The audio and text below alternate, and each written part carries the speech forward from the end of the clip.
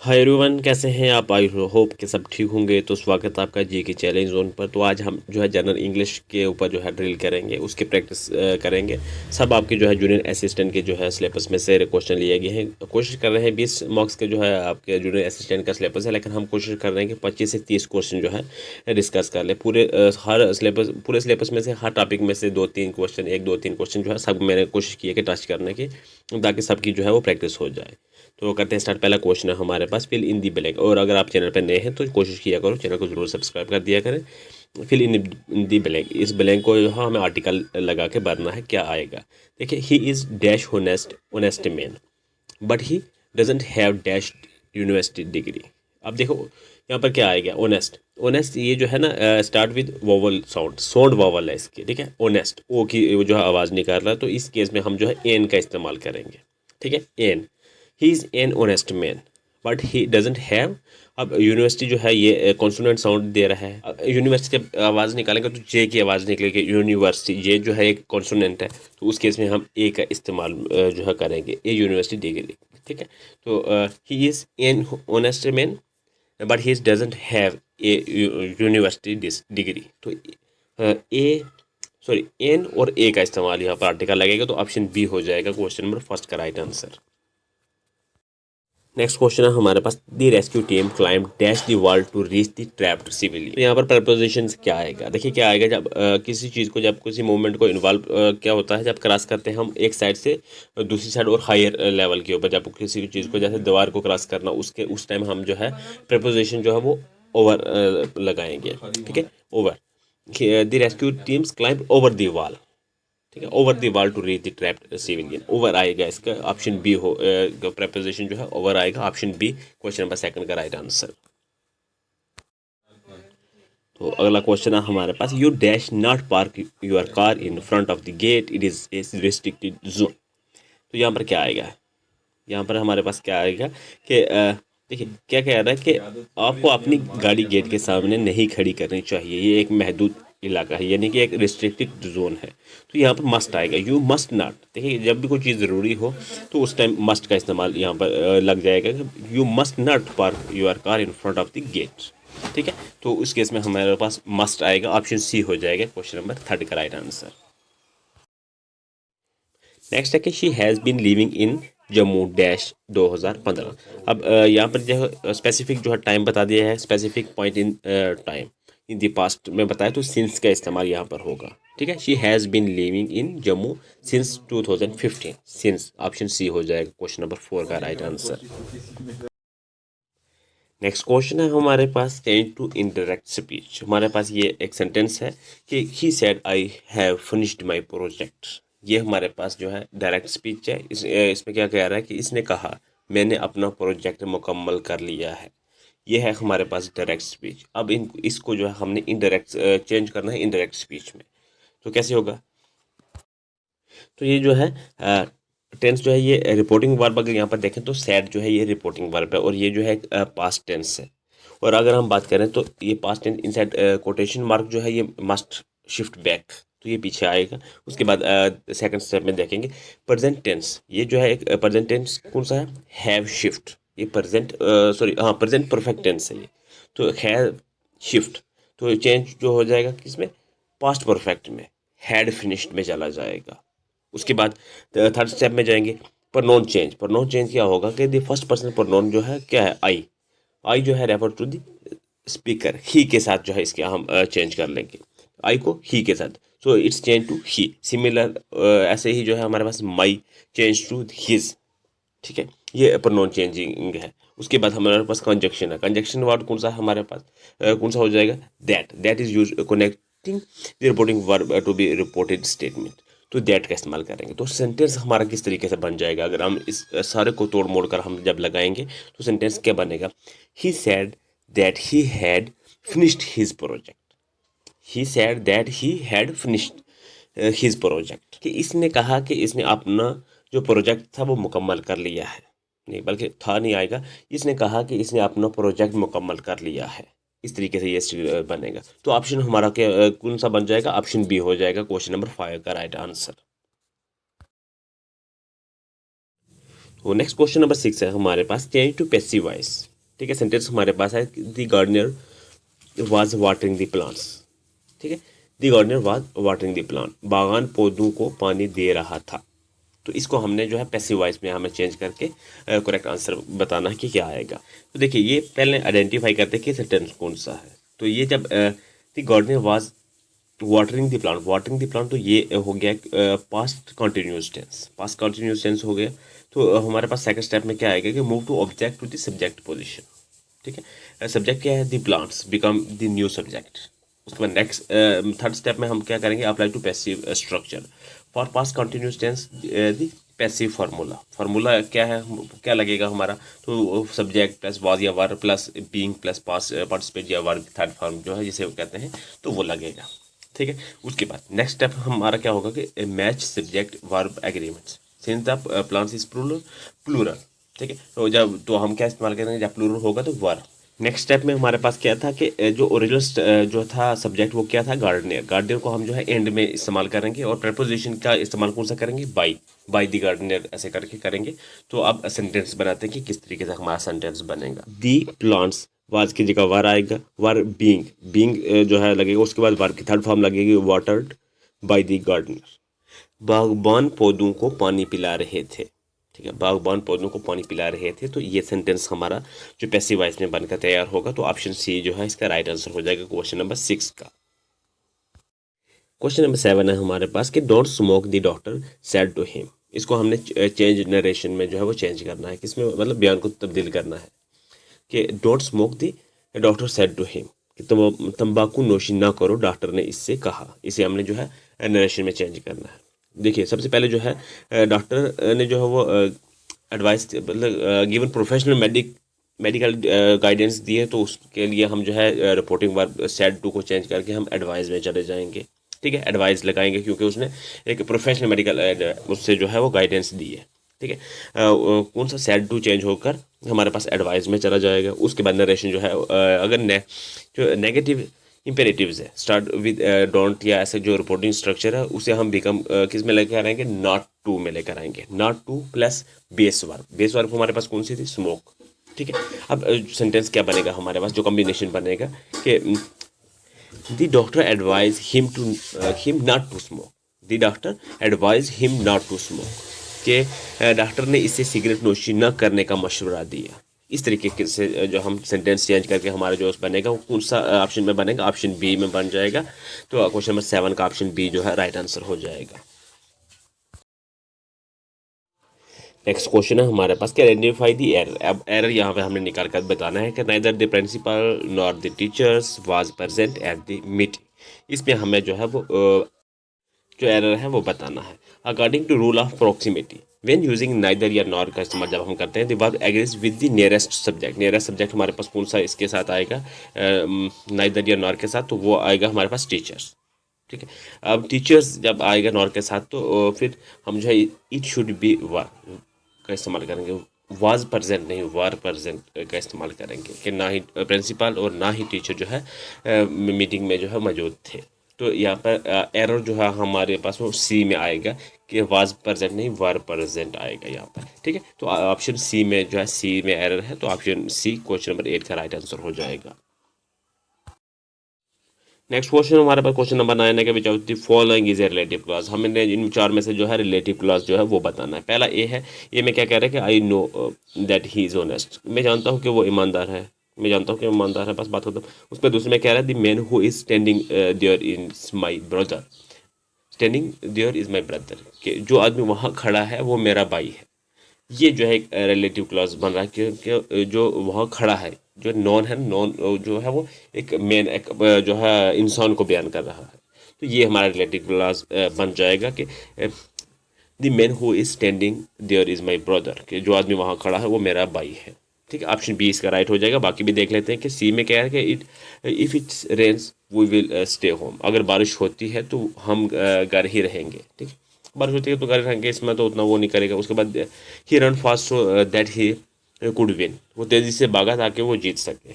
तो ये जो है नहीं कुछ होगा, तो ऑप्शन जो है सिर्फ जो है बी में जो है इसका राइट आंसर बन जाएगा। ऑप्शन बी होगा क्वेश्चन नंबर 9 का राइट आंसर।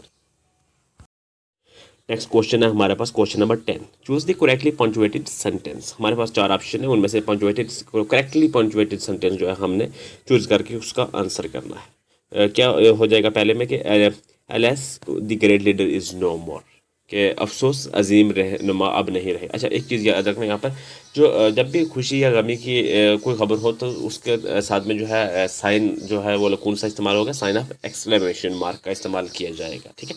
और उसका इस्तेमाल जो है वो किया जाएगा। अब पहले में किया है, सेकंड में जो कॉमा लगाया ये गलत, पहले ही गलत हो जाएगा सेंटेंस, और फोर्थ वाला डी वाला भी गलत हो जाएगा, ठीक है। बी और डी ये गलत हो जाएंगे, क्योंकि हर खुशी गमी के मौके के ऊपर अगर हम साइन का इस्तेमाल जब साथ में करेंगे तो साइन ऑफ एक्सक्लेमेशन का इस्तेमाल जो है किया जाता है, ठीक है। तो ये दो हमारे पास बच गए हैं। उसके बाद देखिए फर्स्ट में जो है ये कह रहा है कि आप जो है अफसोस अजीम रहनुमा अब नहीं रहे। और दूसरी चीज़ ये याद रखना कि अब ये दोनों ही बिल्कुल सेम है। आपको दिख रहा होगा, सिर्फ एक ही फ़र्क है, छोटा सा। क्या फ़र्क है कि जो ऑप्शन सी में थे alas the great leader is no more, दी टी जो है वो बड़ा है, तो हमारा ऑप्शन आंसर भी सी होगा। क्यों? क्योंकि जो है हमेशा जो है जब भी कोई एक्सक्लेमेशन मार्क्स या साइन ऑफ क्वेश्चन मार्क होता है या कुछ भी लगता है, उसके बाद जो है अपकमिंग जो फॉलोइंग वर्ड होता है उसका वो कैपिटलाइज्ड होता है, ठीक है। सिर्फ एक छोटी सी वजह से जो है ऑप्शन ए नहीं बल्कि ऑप्शन सी इसका होगा राइट आंसर, ठीक है। क्योंकि ए में जो है कैपिटल लेटर नहीं है पहला जब साइन ऑफ एक्सक्लेमेशन का इस्तेमाल किया गया, उसके बाद तो ऑप्शन सी में ऐसा किया गया है, ठीक है। Alas the great leader is no more, कि अफसोस अजीम लीडर अब नहीं रहे। अब यहाँ पर रहनुमा हट जाएगा कि अफसोस अजीम लीडर अब नहीं रहे, ठीक है। इस तरीके से हमारा बनेगा। तो ऑप्शन सी क्वेश्चन नंबर 10 का जो है वो राइट आंसर हो जाएगा। छोटी छोटी मिस्टेकें जो है ग्रामर में और मैथमेटिक्स में, ये जो छोटी छोटी मिस्टेकें होती हैं तो यही पूरा क्वेश्चन गलत करवा देती हैं, तो बड़े ध्यान से करना होता है। तो ऑप्शन सी हो जाएगा क्वेश्चन नंबर 10 का राइट आंसर। तो अगला क्वेश्चन है हमारे पास सिनोनिम ऑफ अबेंडन। अबेंडन का जो है वो हमें सिनोनिम बताना है। अबेंडन का मतलब क्या होता है? छोड़ देना या तर्क कर देना या लावारिस छोड़ देना। ऐसे भी आप कह सकते हैं कि उसने घर जो है वो छोड़ दिया, या मैच जो है बारिश की वजह से तर्क कर दिया। तो इसका मतलब क्या होता है? छोड़ देना, तर्क कर देना। तो इसका हमने सिनोनिम बताना है, इसी का जो है सिमिलर वर्ड हमें बताना है। तो वो फॉरसेक आएगा। फॉरसेक का मतलब भी होता है तर्क करना यानी कि छोड़ देना, मुकम्मल तौर पर तर्क कर देना, खारिज कर देना। तो हमारा फॉरसेक इसका जो है सिनोनिम बनेगा अबेंडन का। तो ऑप्शन बी हो जाएगा क्वेश्चन नंबर 11 का राइट आंसर। नेक्स्ट क्वेश्चन है हमारे पास कि इंटरनेम ऑफ फ्रैगल। फ्रैगल का मतलब क्या होता है कि किफ़ायती शिकार खर्च करने में जो है कंजूसी करना या फजूल खर्ची से बचने वाले को फ्रैगल कहते हैं। और हमें इंटरनेम बताना यानी कि इसका उल्टा बताना है। तो वो क्या होगा? एक्स्ट्रा एविकेंट। एक्स्ट्रा एविकेंट का मतलब होता है जो है फजूल खर्च, हद से ज़्यादा खर्चने वाला, या जो इसराफ करने वाला होता है। इसराफ करने का मतलब क्या होता है कि ज़रूरत से ज़्यादा खर्च करने वाले। तो एक्स्ट्रावेगेंट इसका मतलब हो जाएगा इंटरनम। तो ऑप्शन सी हो जाएगा क्वेश्चन नंबर 12 का राइट आंसर। तो नेक्स्ट क्वेश्चन नंबर 13 है हमारे पास कि if someone tell you to break a leg before a performance, what do they mean? कि अगर आपको कारकर्दगी से पहले टांग तोड़ने को कहे कोई, तो इसका मतलब हमें बताना है क्या। ये एक इडियम है यानी कि मुहावरा है, इसको हमने बताना है। तो क्या बनेगा इसका आंसर? देखिए अगर आपको ऐसा को बोलता है, ये मुहावरा है। जैसे नहीं होता है कि हड्ड तोड़ मेहनत न कर दे। अब ये नहीं कि हड्डियाँ तोड़ के मेहनत करोगे तो क्या फ़ायदा उसका। ये मुहावरे हैं। तो ये उसी तरह का कह रहा है कि break a leg before a performance, के कारकर्दगी से पहले टांग तोड़ना, ठीक है। मतलब कि बहुत ज़्यादा मेहनत करना। तो इसका हमें जो है इसका मतलब क्या बनेगा कि they are wishing you good luck, कि आपको आपके लिए नेक ख्वाहिशात का इजहार कर रहे हैं, ठीक है। तो ये इसका मतलब बनेगा they are wishing you good luck. Option B हो जाएगा क्वेश्चन नंबर 13 का राइट आंसर। नेक्स्ट क्वेश्चन है, यहाँ पर भी हमारे पास ईडीएम है यानी कि मुहावरा है कि ए bolt from the blue means, इसका मतलब बताना है कि ए बोल्ट फ्रॉम द ब्लू का मतलब क्या होता है? नीले से एक बोल्ट का मतलब क्या है हमें बताना है, ठीक है। नीले से एक बोल्ट का मतलब क्या होता है कि ए सडनली अनएक्सपेक्टेड इवेंट, यानी कि एक अचानक गैर मुतवक्का वाक़या। जैसा कि आप कह लें कि किसी चीज़ को बगैर वार्निंग के हो जाती है, या कोई एक्सीडेंट नहीं होता बिना बताए, मतलब अचानक से कोई भी चीज़ अचानक से हो जाए, उसके लिए ये जो है ये इसका मतलब बनेगा बोल्ट फ्रॉम द ब्लू। इसका मतलब बनेगा कोई अचानक से कोई चीज़ हो जाए, जैसे कोई हादसा अचानक से हो जाता है, या कोई ऐसी इवेंट आपके साथ हो जाए, ऐसी कोई बात हो जाती है आपके साथ जो जिसका आपको इल्म तक नहीं होता, जहाँ आपको पता होता है ना, आपके उसके रिलेटेड कोई वार्निंग वगैरह को दी जाती है या कुछ भी, जो होता है वो अचानक के लिए जो है, तब ये मुहावरे का इस्तेमाल किया जाता है। तो ये सडनली अनएक्सपेक्टेड इवेंट के जो है इसका मीनिंग बन जाएगा। तो ऑप्शन ए होगा क्वेश्चन नंबर 14 का राइट आंसर। नेक्स्ट क्वेश्चन आप यहाँ पर सिनोनिम बताना है एडवर्सिटी का। एडवर्सिटी का मतलब क्या होता है? मुश्किल हालात, मुसीबत, परेशानी, तंगी। तो इसका जो है सिनोनिम बताना है, इसका रिलेट करता हुआ मतलब जो है कौन से में बनने का। तो वो है मिसफॉर्चून। मिसफॉर्चून का मतलब क्या होता है? बदकिस्मती, बदनसीबी, नौसत या कोई हादसा वगैरह के रिलेटेड जो है ये इसका इस्तेमाल किया जाता है। तो मिसफॉर्चून, तो ये इसके साथ इसका सिनोनिम जो है बनेगा ऑप्शन बी में misfortune. Option B question number 15 का जो है वो राइट आंसर बन जाएगा। अगला क्वेश्चन है हमारे पास, चूज द करेक्ट वर्ड। यहाँ पर हमारे पास हमें बताना है जो करेक्ट वर्ड है। The dash of the school is very strict. तो स्कूल के लिए कौन सा प्रिंसिपल का इस्तेमाल किया जाएगा? पहला जो PRINCIPLE प्रिंसिपल का मतलब होता है असूल, ये तो नहीं होगा। प्रिंसिपल जो है होता है PRINCIPAL। तो ऑप्शन बी में जो है प्रिंसिपल जो है यहाँ पर आएगा, the principle of the school is very strict. तो ऑप्शन सी में जो प्रिंसिपल का स्पेलिंग गलत है, ऑप्शन डी में भी स्पेलिंग ही गलत है। तो ऑप्शन बी में जो है इसका राइट आंसर हो जाएगा क्वेश्चन नंबर 16 का। नेक्स्ट क्वेश्चन है, I need to dash some money for my trip. I need to dash some money for my trip, इसमें कौन सा जो है वो करेक्ट ऑप्शन आएगा? चेक या बोथ आर करेक्ट या नन ऑफ दिस। तो ये देखिए यहाँ पर आएगा चेक। कौन सा चेक आएगा? ऑप्शन ए वाला चेक आएगा, जो बैंक वाला चेक नहीं। ऑप्शन ए जो है में जो है चेक ये आएगा, I need to check some money for my trip. तो ऑप्शन ए इसका राइट हो जाएगा क्वेश्चन नंबर 17 का।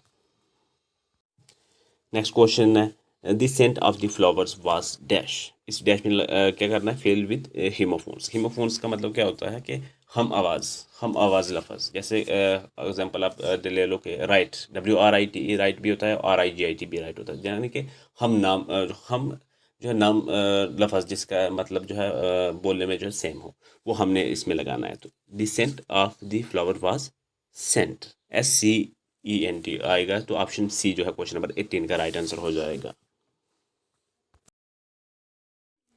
नेक्स्ट क्वेश्चन है हमारे पास कि रीअरेंज क्या है हमारे पास? PQRS, इस को हमने कोडिंग में दिखाना है कि of the importance health doctor explain. इसको हमने अरेंज करके जो बनेगा आंसर सही, जिसका कोई मीनिंग बनेगा, मीनिंगफुल क्वेश्चन बनेगा सेंटेंस, तो वो हमने कोडिंग में नीचे देना है। कैसे बनेगा? देखिए कैसे बनेगा कि पहले आएगा हमारे पास कि डॉक्टर एक्सप्लेन द इम्पोर्टेंस, उसके बाद of the health. Doctor explain the importance of the health, कि डॉक्टर ने सेहत की अहमियत की वजाहत की, एक्सप्लेनेशन दी।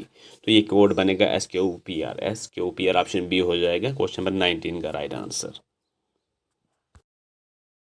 तो अगला क्वेश्चन है हमारे पास कि रीअरेंज। यहाँ पर भी रीअरेंज करना है। PQRS को हमें कोडिंग में जो है बताना है, is exercise for health good. ये हमने जो है अरेंज करके बताना है। कैसे अरेंज होगा ये? सबसे पहले आएगा exercise is good for health, exercise is good for health. तो ये बनेगा QPSR। ऑप्शन बी में जो है इसका मिल जाएगा कि वर्जिश अच्छी है सेहत, या सेहत के लिए अच्छी है, या अच्छी है सेहत के लिए। आप कैसे भी इसे बना सकते हैं। तो यह ऑप्शन बी हो जाएगा क्वेश्चन नंबर 20 का राइट आंसर। अगला क्वेश्चन है कि choose the correct pronoun. Pronoun हमें जो करेक्ट यहाँ पर चूज करके डैश में फिल करना है। पहला क्या आएगा इसका कि every student must bring dash own pen.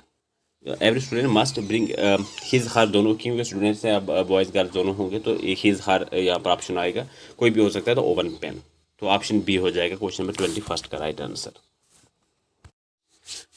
तो अगला क्वेश्चन है कि fill in the blank with the phrase के साथ हमने जो है यहाँ पर ब्लैंक फिल करनी है कि the meeting was dash due to heavy rain. The meeting was called off due to heavy rain. ठीक है, कॉल्ड ऑफ का मतलब क्या होता है? कैंसल्ड, क्योंकि काफ़ी सख्त बारिश थी, उस वजह से जो मीटिंग जो है वो कैंसिल कर दी। तो कॉल्ड ऑफ आएगा यहाँ पे। तो ऑप्शन हो जाएगा इसका ए, क्वेश्चन नंबर 22 का राइट आंसर। नेक्स्ट क्वेश्चन है हमारे पास कि he is a brave as a lion. वो शेर की तरह बहादुर है। This is an example of. तो ये जो है कंपैरिजन है, यूज़ जब कंपैरिजन करते हैं तो यूज़ जैसे एज आ गया, एज ब्रेव या फिर लाइक का इस्तेमाल हो गया, तो सिमिलीज का इस्तेमाल हम करेंगे। ठीक है, सिमिलीज ऑप्शन बी में जो है इसका राइट हो जाएगा क्वेश्चन नंबर 23 का राइट आंसर। नेक्स्ट क्वेश्चन है फिल इन द ब्लैंक। यहाँ पर क्या कह रहा है कि if I dash king I would help the poor.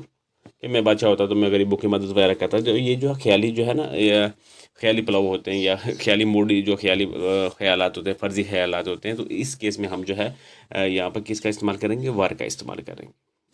If I वर, अगर मैं मतलब बादशाह होता, if I were a king I would help the poor. तो ये ऑप्शन सी इसका राइट आंसर हो जाएगा क्वेश्चन नंबर 24 का। अच्छा, नेक्स्ट है कि सिलेक्ट द करेक्ट स्पेलिंग। यहाँ पर रिकमेंडेशन का हमें करेक्ट जो है वो स्पेलिंग बताना है, कौन सा इन चार में से है। तो देखिए कौन सा होगा, रिकमेंडेशन में डबल एम आता है, ठीक है। उसके बाद डबल एम वाले हम देखेंगे, पहले में नहीं आता, सेकंड में नहीं आता, थर्ड और फोर्थ में आएगा रिकमेंडेशन। और मेन डी में जो है एम एम ई एन नहीं आता,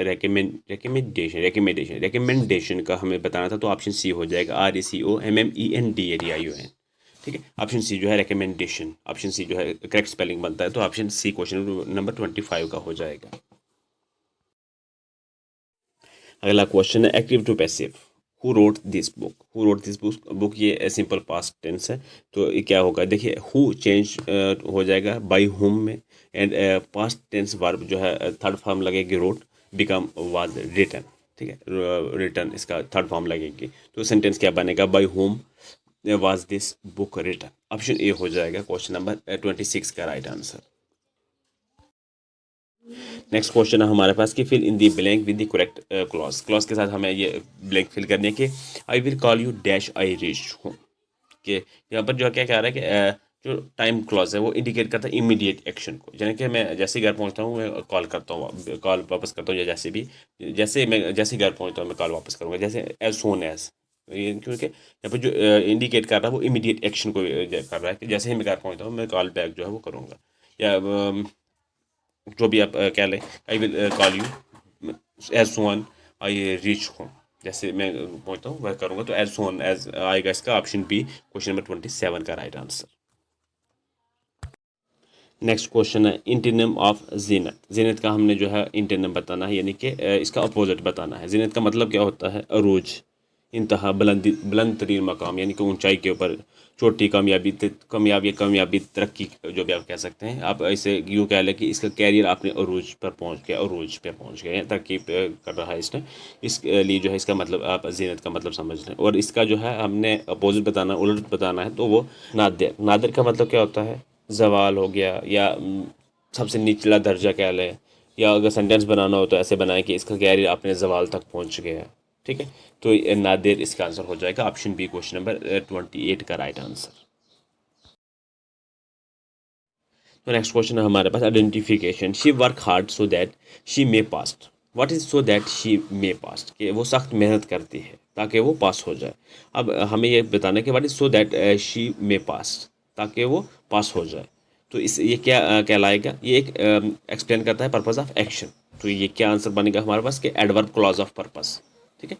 तो ये हमारा जो है ऑप्शन सी हो जाएगा क्वेश्चन नंबर 29 का राइट आंसर। नेक्स्ट क्वेश्चन है कि फिल इन दी ब्लैंक। यहाँ पर क्या कह रहा है कि the police dash investigating the case, police case की जो है इन्वेस्टिगेट कर रही है। तो ये देखिए पुलिस हमेशा जो कलेक्टिव नोन है, ये हमेशा जो ट्रीट होता है प्लूरल, यानी कि जमा के सूरत में होता है। एक भी होगा तब भी पुलिस होगा, काफ़ी सारे झुंड में होंगे, मतलब बहुत सारी पलटून हो गए तब भी जो है उन्हें पुलिस ही क्या कहा जाएगा। जैसे आर्मी है, आर्मी एक पर्सन तब भी आर्मी, और काफ़ी सारे तब भी आर्मी। तो यहाँ पर जो है क्या आएगा, आर का इस्तेमाल होगा है, ठीक है। Police are investigating the case, are का इस्तेमाल किया जाएगा, तो ऑप्शन बी हो जाएगा क्वेश्चन नंबर 30 का राइट आंसर। तो इसी के साथ हमारे जो है 30 क्वेश्चन यहाँ पर कंप्लीट हो जाएंगे। मैं आज थोड़ी मैंने कोशिश की है कि ज़्यादा डिफ़िकल्ट लेवल के ना हो, थोड़े से बेसिक से जो है वो हों, ताकि बेसिक भी क्लियर हो। तो ये रहा क्वेश्चन आपके लिए, इसका आंसर आपने करना है। ये इडियम है कि एक मुहावरा है, इसके under the water, under the weather, ये मुहावरा है, इसका आपने बताना है कि मीनिंग क्या बनेगा। तो फिलहाल 23 मिनट से ऊपर हो, लगभग 24 मिनट हो गए हैं। तो 30 क्वेश्चन हमने कवर किए हैं। ये सारे जूनियर असिस्टेंट के सिलेबस में से ही थे, है कॉमन क्वेश्चन थे, लेकिन कोशिश की है मैंने कि सारे सिलेबस में से ही हो। तो ठीक है, मिलते हैं नेक्स्ट लेक्चर में।